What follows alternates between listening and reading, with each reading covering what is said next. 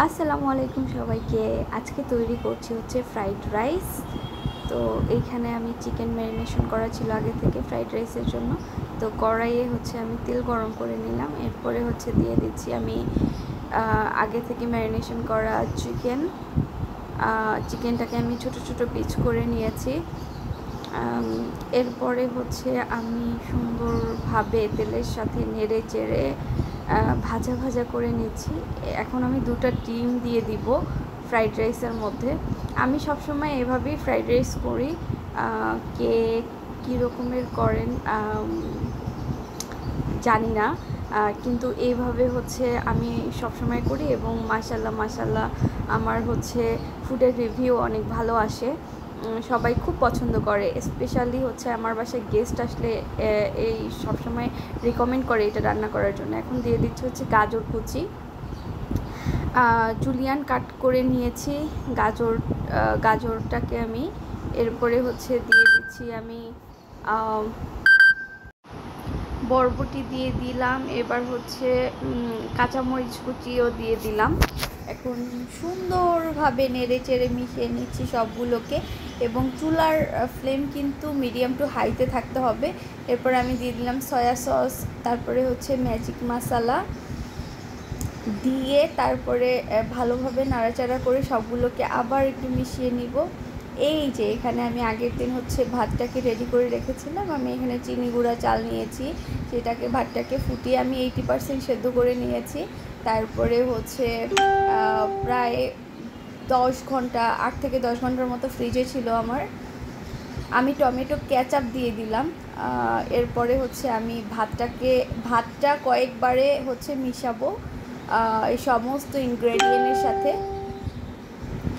তো এই যে একটু একটু করে ভাত দিব, সুন্দরভাবে নেড়ে চেড়ে নিব, একটু মশলা অ্যাড করব, সয়া সস অ্যাড করব, তারপরে হচ্ছে সাথে ম্যাজিক অ্যাড করব, আবার ভাত অ্যাড করব। তারপরে হচ্ছে আমি অল্প করে সোডিয়াম গ্লুটামেট ইউজ করেছি, যেটা হচ্ছে টেস্টিং সল্ট নামে পরিচিত।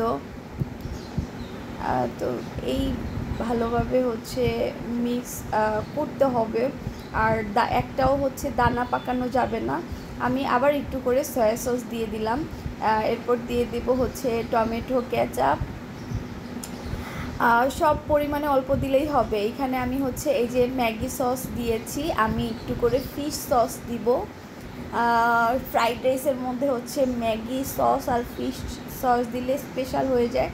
আমি একটু গুঁড়ো দুধ দিয়েছি স্বাদ বাড়ানোর জন্য, আমার কাছে খুবই ভালো লাগে। আর একটু করে সমস্ত কিছু ব্যালেন্স করার জন্য চিনি দিয়ে দিলাম।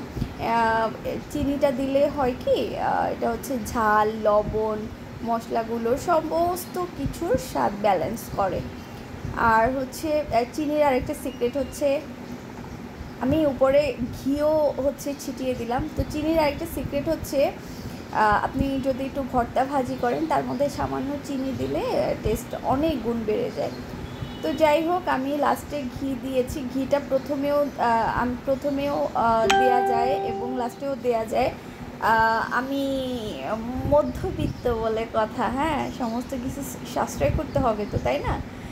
তো সেই আমার হচ্ছে রান্না শেষ। এখন আমি চিকেন ফ্রাইয়ের দিকে চলে যাব।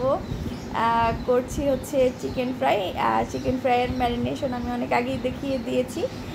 চিকেন ফ্রাইয়ের কালারটা এরকমের আসছে কারণ এখানে হচ্ছে বারবিকিউ সস দেওয়া হয়েছে। বারবিকিউ সস ইউজ করলে সবসময় কালারটা একটু পোড়ো পোড়ো আসে, বাট তিতা লাগে না মোটেও, এমনিতেই কালারটা এইভাবে আসে।